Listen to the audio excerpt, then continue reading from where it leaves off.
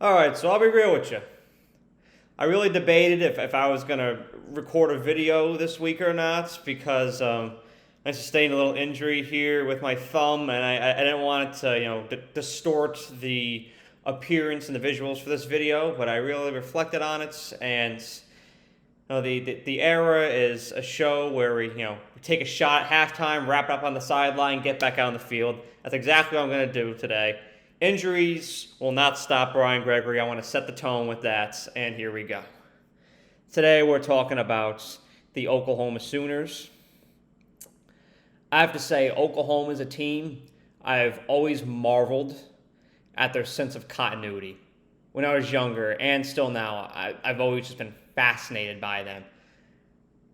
How they sustain success each and every single year. And it's rooted in that sense of continuity.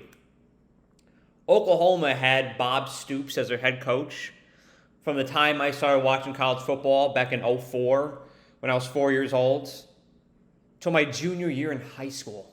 That's a long time. You assess the landscape of college football, that's a long time for the head coach position. Officially, he was their head coach from 1999 to 2016. And my man, the athletic director, Joe Castiglione, a fellow Italian, has been Oklahoma's athletic director since the year 1998. That's the year my parents got married, and he's still their AD to this day. So there's always been a sense of continuity, not only around the Oklahoma football program, but around its athletic department overall. And that's what led to its success for all these years. And I'm not to insinuate that's done. I'm going to explain that as I go on in this video. But there's some things in life that you can't control. Some things happen to you that you can't predict, you don't foresee happening. And that's exactly what happened to Oklahoma in the fall of 2021 when Lincoln Riley suddenly departed Norman to take the head coaching job at USC, and he took a lot of Oklahoma players with him, including Caleb Williams, leaving Oklahoma kind of in the dust, in shambles, and wondering, where do we go next? What's our sense of direction? What's our vision? How do we guide the ship and continue to be a sustainably successful program?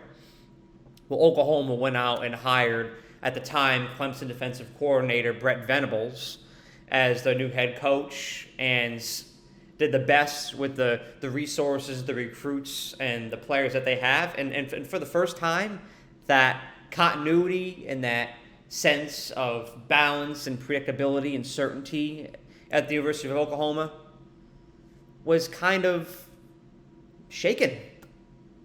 It was kind of imbalanced for the first time in a very long time. And this is a phenomenon that really fascinates me. You look at Brett Venables' situation. He inherited, to make an analogy, a realty analogy here. He inherited a mansion that has a lakeside view, but is unfurnished and the refrigerator has been stolen. It's a grandiose program, very reputable program, Oklahoma football. But the resources when Brent Venables took over, they were kind of scarce. A lot of players had left for USC, and Brent Venables had to do the best that he could to get to know and build relationships with the players, form a vision for the team moving forward, and help guide Oklahoma to maintaining that lofty standard that they had for years. And that's going to be the biggest challenge for Oklahoma moving forward, is finding their identity, finding a sense of direction after Lincoln Riley suddenly up and left. It kind of, their situation kind of reminds me of the Indianapolis Colts when Andrew Luck suddenly retired in August of 2019. They had a vision. Oklahoma had a vision with Lincoln Riley. But now that he's gone, you have Brett Venables as your head coach. What's your vision? They have to. That is the most important thing, not just for this offseason, but for years down the road for Oklahoma to do, is to determine what their long-term vision, what their 5-year plan is going to be. There's a team that's also in the Great Plains, like Oklahoma, called the Nebraska Cornhuskers. And they were prominent for years, well before I was born. And a little bit when I was born. And suddenly, they changed conferences. They went from the Big 12 to the Big 10. And suddenly, they were surrounded by brands of the name of Michigan, Ohio State, Penn State, Wisconsin, nationwide, well-known brands that have a ton of credibility. And Nebraska was tasked with finding theirs, and ever since they've joined the Big Ten, they have still struggled at it. And Nebraska, in a sense, even though they're still talking about somewhat, they've lost that identity. They've lost that credibility among fans in college football. There's a chance that if Oklahoma doesn't adapt down the line here, they may become that. Because what is Oklahoma doing next year? Transitioning to the SEC. Going from the Big 12 to the SEC is kind of like graduating high school and going to college. You can be the big man on campus in high school and dominate, be the guy that everybody knows and goes to. But when you graduate and go to college, all of a sudden, you feel very small, and you've got to grow up fast.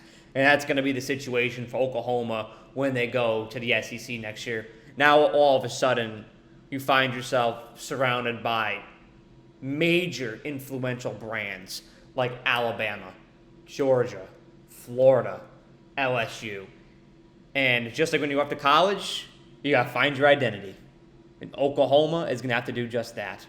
Oklahoma is not going to be defined by what happened to them in the past year and a half, losing Lincoln Riley and having to hire Brett Venables. But they're going to be defined by how they respond to that. Somebody's character, whether you're a person or an organization, your character is defined by how you react to and adapt to challenges.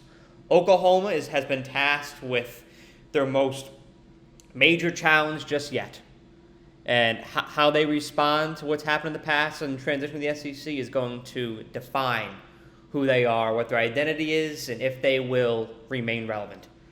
Now, with that said, I'm not, in this video, I'm not all giving you a crystal ball, a prediction of where I think Oklahoma is going to go. I'm not saying they're ascending. I'm not saying they're descending. I'm just saying that they're in a more adverse situation than they've been in past years, and that they're going to be defined by how they react to it. I will have maybe a crystal ball thing in years down the road, but right now I'm completely neutral on Oklahoma and Brett Venables. I'm just assessing the situation and observing how they react to the instability right now and the uncertain future. What I do know, after conducting some research, is that the optics look good for Oklahoma right now. In the class of 2023, Oklahoma's 24/7 Sports composite rankings were 4th in the nation. That's pretty damn good. You're in the same category with the Texas Longhorns, Georgia Bulldogs, and Alabama Crimson Tide among your top programs in the United States of college football. Oklahoma is still there. They're also ranked 9th in the transfer portal rankings, which shows that they're making conscious efforts and being effective at that when it comes to luring transfers into the program. That is also a very positive indicator. The one negative is Oklahoma's defense, and that's been a concern for years. But last year, it was historically bad, allowing over 400 yards per game in defense. That's atrocious. But it's also rock bottom, so you can only get better from there. And I'm going to let that guide me into my final talking point here. And I mentioned this somewhat before, but I'm going to conclude this video with this. The solution for Oklahoma moving down the line here, what's going to determine if they survive this and ascend or descend, is how they define what their identity is. You look at Alabama, they've been phenomenal at developing quarterbacks. Iowa has been phenomenal at developing tight ends. Wisconsin with offensive linemen. Ohio State with wide receivers, so on and so forth. Oklahoma has to find a position and maximize it. Whether it's receiver, whether it's running back, whether it's D-back, whether it's quarterback, you have to find a position and invest in it and determine that's what you're going to be good at. That's how you find an identity, not only in college football, but in football overall. With any team, you have to find your identity to survive and remain relevant. And Oklahoma is a potent enough brand, Boomer Sooner, the Chariot and all that. They have a prominent brand to survive these next couple of years. But the most important years for Oklahoma football lie ahead. Next year, finishing in the Big 12 on a strong note. Going into the SEC, making their mark, making a name for themselves. And it's going to start with recruiting. It's going to come down to marketing. And as always, it's going to come down to winning. I have no idea what's going to happen. I know that there's the potential that Oklahoma survives this and remains the prominent brand that I know them as and respect them as growing up, or they're going to be the next Nebraska, and they're going to decline out of relevance. What it's going to be, I'm curious to see that down the line, and 2023 will be a very telling year for the Sooners. Have a great day. Thank you so much for watching this video. I really appreciate you and the time that you took out of your day to watch the video, and if you enjoyed it, please be sure to like the video and share it, as well as subscribe to The Era. The more likes and subscribers I get on this channel, the more resources I can attain, and the more resources I can attain, the more value I can provide to you, the viewer. And that is how I show my appreciation for you for the time that you devote to watching my videos. So thank you so much, and have a great day.